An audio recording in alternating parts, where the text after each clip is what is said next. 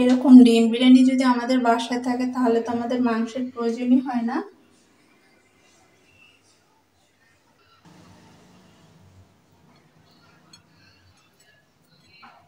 আসসালামু আলাইকুম সুপ্রিয় দর্শক, আশা করছি আপনারা ভালো আছেন, সুস্থ আছেন। আমার আজকের রেসিপি ডিম বিরিয়ানি। আমরা তো মাংসের বিরিয়ানি অনেকে খেয়ে থাকি, আজ আমি আপনাদের তৈরি করে দেখাবো ডিম বিরিয়ানি খুব সহজভাবে। আমি এখানে ডিমগুলো ভালোভাবে সেদ্ধ করে খোসা ছাড়িয়ে প্রথমে আমি ডিমগুলো একটু ভেজে নেব। আমি এখানে মুরগির ডিম নিয়েছি, আপনারা চাইলে হাঁসের ডিমও নিতে পারেন।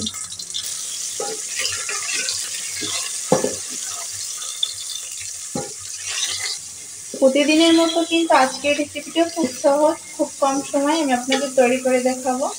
আমাদের হাতের কাছে সবসময় সব কিছু থাকে না, ডিম কিন্তু আমাদের বাসায় সবসময় থাকে। এটা দিয়ে কিন্তু আমরা ঝটপট একটি বিরিয়ানি বানিয়ে খেতে পারি। বিরিয়ানি কিন্তু ছোট বড় সবারই কিন্তু খুব পছন্দ।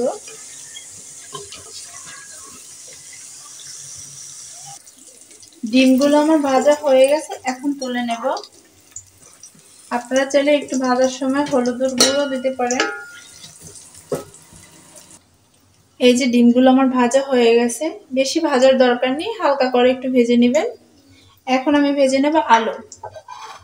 আপনারা চাইলে আলুটা নাও দিতে পারেন, আমার বিরিয়ানিতে আলু দিলে একটু ভালো লাগে খেতে।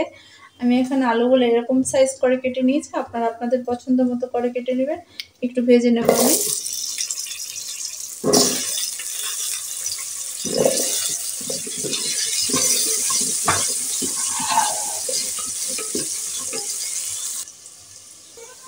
আলুগুলো আমার ভাজা হয়ে গেছে, এখন তুলে ফেলবো।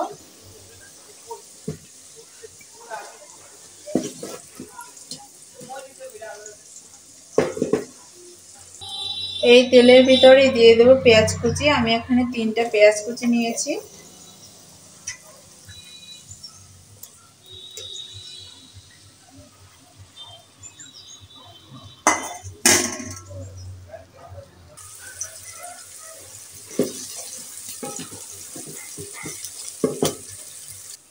পেস্টটা আমার ভাজা ভাজা হয়ে গেছে, এখান থেকে একটু পেস্ট আমি তুলে নেব।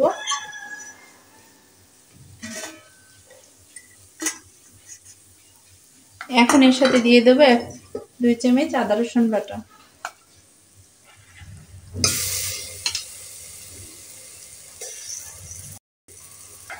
পাঁচ সাতটার মতো কাঁচামরিচ।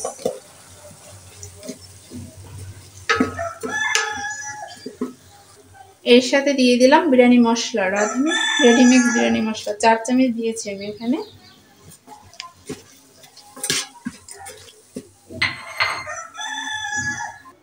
এখন সামান্য একটু পানি দিয়ে মশলাটা কষিয়ে নেব।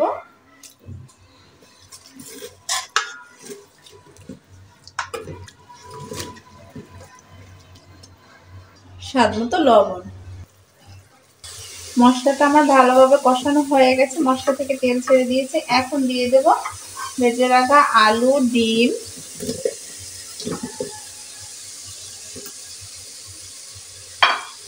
আপনারা চাইলে কিন্তু হাতের কাছে যে মশলা থাকে এই মশলাগুলো ভালোভাবে একটু ভেজে সাথে কটা শুকনো মরিচ দিয়ে এটা একটু তেল ভেজে তারপর আপনারা কিন্তু ব্লেন্ডার করে বা শিলপাটায় বেটে এটা দিয়ে কিন্তু মশলা, বিরিয়ানি মশলা বানানো যায়।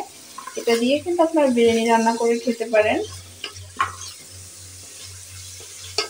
এখন এগুলো আমি ভালোভাবে একটু কষিয়ে নেব। কষানো হয়ে গেছে, এখন এর সাথে দিয়ে দেবো 1 কাপ লিকুইড দুধ।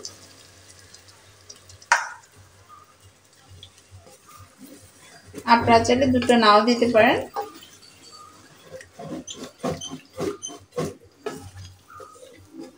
এতে আমার আলু সেদ্ধ হয়ে যাবে, আর পানি দেওয়ার প্রয়োজন হবে না।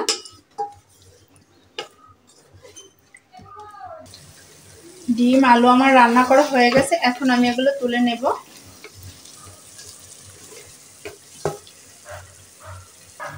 এখন এই মশলার ভিতরে আমি দিয়ে দেবো চিনি গুঁড়ো চাল। আমি চালটাকে ভালোভাবে ধুয়ে পরিষ্কার করে ঝরা দিয়ে রেখেছিলাম।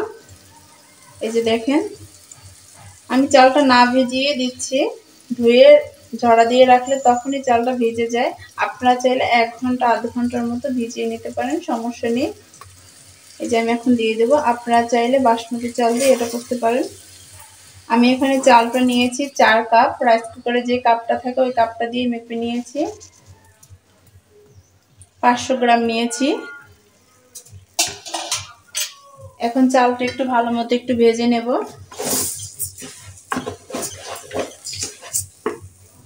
দিয়ে দিলাম স্বাদ মতো লবণ। চালটা আমার ভালো মতো ভাজা হয়ে গেছে, 5 মিনিটের মতো ভেজে নিয়েছি। এখন দিয়ে দেবো পানি। আমি এখানে রাইস কুকারে কাপ দিয়ে যেহেতু চালটা নিয়েছি 4 কাপ, এখানে আমি পানি দেব 5 কাপ। আপনারা যে পাত্রটা দিয়ে, যারা নতুন আছেন তাদের জন্য আমি বলতেছি, আপনারা যে পাত্রটা দিয়ে চালটা মেপে নেবেন ওই পাত্রটা দিয়ে পানি দেওয়ার চেষ্টা করবেন। যদি আপনাদের পুরান চাল হয় তাহলে আপনারা পানিটা 1 কাপ চালের জন্য 2 কাপ পানি দিবেন পুরান চাল হলে, আর নতুন চাল হলে 1 কাপের একটু বেশি দিবেন, তাহলেই হয়ে যাবে। তাহলে আপনাদের বিরিয়ানিটা কখনো নরম হবে না। আমি এখানে 5 কাপ পানি দেব। আমি পানিটা আগে থেকে গরম করে রেখেছিলাম। আমি যেহেতু কুকারে রান্না করছি, কুকারে পানি এমনিতেই কম লাগে, আপনারা চুলায় রান্না করবেন। আমি এখানে কিন্তু 5 কাপ পানি দিয়েছি 4 কাপ চালের জন্য। পানিটা দেওয়ার পর আপনারা চুলায় রান্না করে তাহলে কিন্তু 4-5 মিনিট একটু চুলার তাপটা একটু বাড়িয়ে দিবেন। তারপরে একদম মিডিয়াম আঁচে রাখবেন। যখন পানি টেনে যাবে এর সাথে দিয়ে দেবো 1 চামচ চিনি। আপনারা চাইলে নাও দিতে পারেন চিনিটা। আর দিয়ে দেবো সাথে 1 চামচ গুঁড়ো দুধ। এতে করে টেস্টটা একটু বাড়িয়ে দিবে।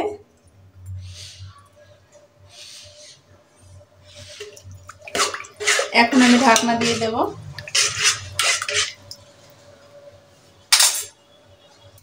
আর 1 চামচ দিয়ে দিচ্ছি একটু বিরিয়ানি মশলা। এখন ঢাকনা তুলে নেব। এরকম থাকা অবস্থায় এখন আমি দিয়ে দেবো ডিম আর আলু। একটু মাঝখান থেকে একটু ফাঁকা করে নেব।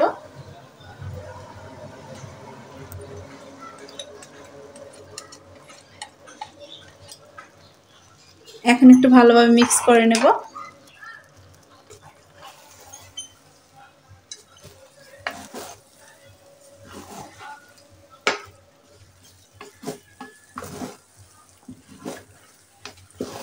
কুকারটা কিন্তু আমি অফ করে দিয়েছি। যে গরম আছে এতেই কিন্তু সেদ্ধ হয়ে যাবে।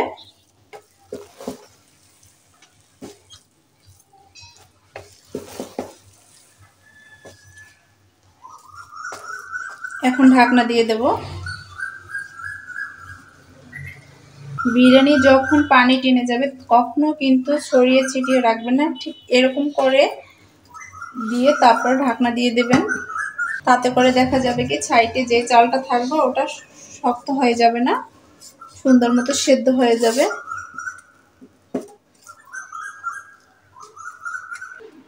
বিরিয়ানিটা আমার হয়ে গেছে। এর ভিতরে কিন্তু আমি 4-5 বার করে একটু নেড়ে চেড়ে দিয়েছি। এখন আমি নামিয়ে ফেলবো, নামিয়ে আপনাদের দেখাচ্ছি। এই যে আমি আপনাদের দেখাচ্ছি, দেখেন কতটা ঝরঝরা হয়েছে, আর আমার চালটা কিন্তু খুব সুন্দরভাবে সেদ্ধ হয়েছে। আশা করছি আমার আজকের রেসিপিটি আপনাদের কাছে অনেক ভালো লেগেছে। যদি ভালো লেগে থাকে অবশ্যই কিন্তু লাইক দিয়ে ভিডিওটা দেখা শুরু করবেন, আর ভিডিওটা না টেনে সম্পূর্ণ শেষ করবেন। কারা কারা ডিম বিরিয়ানি পছন্দ করেন অবশ্যই আমাকে কমেন্টস করে জানাবেন। সবাই ভালো থাকবেন, সুস্থ থাকবেন। আল্লাহ হাফেজ।